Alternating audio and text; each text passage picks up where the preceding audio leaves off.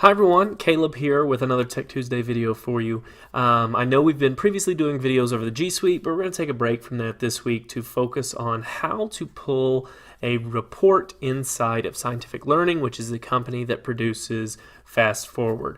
A lot of you may already know how to do this, but some of you don't, and I thought a good video introduction to how to pull at least one of these reports would be useful as we move forward.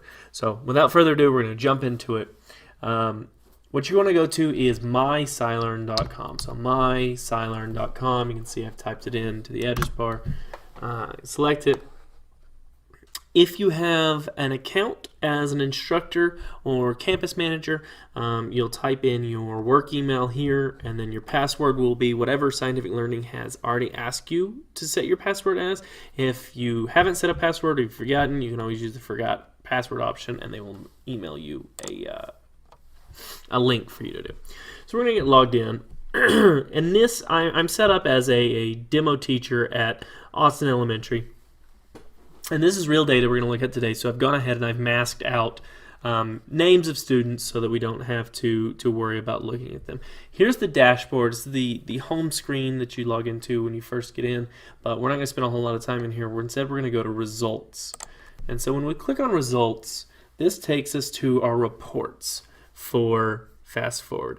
And you always want to be specific when you're looking at reports with which report you're looking at. So we're looking at the implementation success and then also the date range. And so for this date range, I just want to look at last week. So we've changed it to last week with the drop down menu. Here I have a graph that shows me information about my students. So I'm going to go ahead and select attendance, participation, completion rate, and implementation. And this is all the data for 1 week.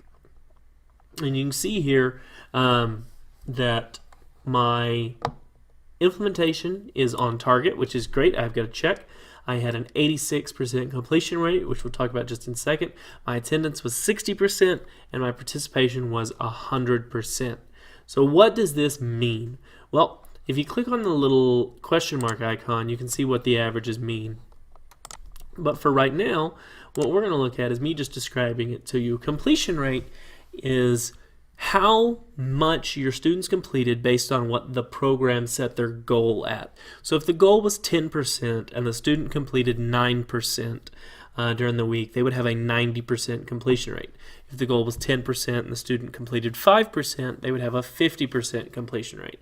Completion rate is the only one that can go above 100% because let's say their goal was 10% and they completed 20%, they would have a 200% completion rate.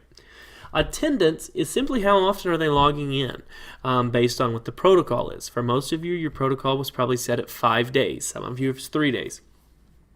If the protocol is set for 5 days and your student only logs in 3 out of those 5 days, they'll have a 60% attendance, which it seems to be 3 out of the 5 days for these students where they logged in. Participation is, are they actually completing the full amount of time when they log in? Are they completing the task set for them? So really great participation, pretty good completion rate, and an attendance rate that could be worked on.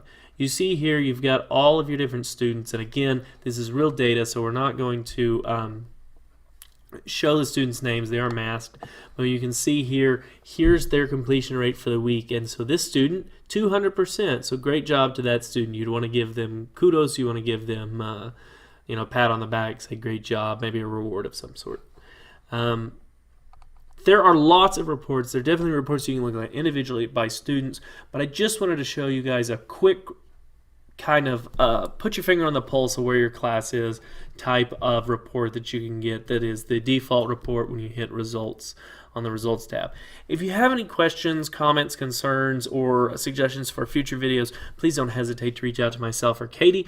If you have FastForward or Scientific Learning specific questions, we're also really glad to help you, or you also should have a campus person on your campus who is an expert in it as well.